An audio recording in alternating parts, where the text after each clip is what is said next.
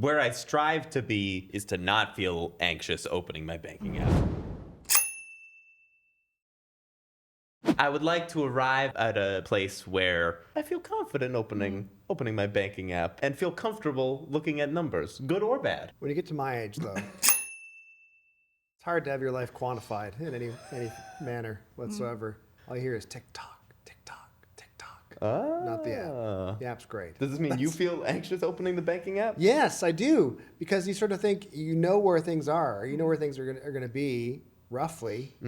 But then the cold, hard truth might hit you in the face. No one knows my pain. Amazing.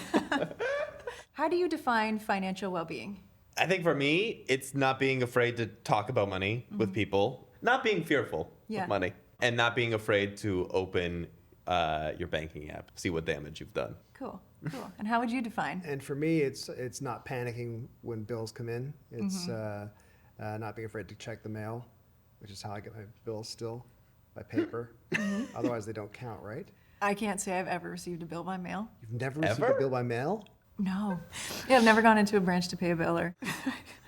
So at the beginning of every year, I choose to go to the bank to see an RBC advisor because I don't trust myself to leave it up to myself. I need to hear kind of advice in person, and I want to be able to walk into that meeting, address my concerns, see a path forward, and leave the building with everything already done. And I can dust hands and not think about it. But this is something that I'm navigating now. Yeah. And it's something that I wish I did start even sooner, like 18, like as soon as I could have. Me too. Yeah, there's still time. I know. Gregor is like way more fiscally responsible than I am. And I'm very grateful that my RBC advisors continue to take my meetings and answer my emails. Thank you very much. Please keep answering them. Do either of you invest? What's that? I do. Any investments? I invest in myself. It's a great investment. Yeah, exactly. I know investing is one of those things that you hear, like in theory, you should do from an earlier age and start, but there's so much to know about it, and it's such an overwhelming conversation. So it's great to know that you have RBC to turn to for that. But is that a conversation, amongst friend groups or in your generation that you hear talked about?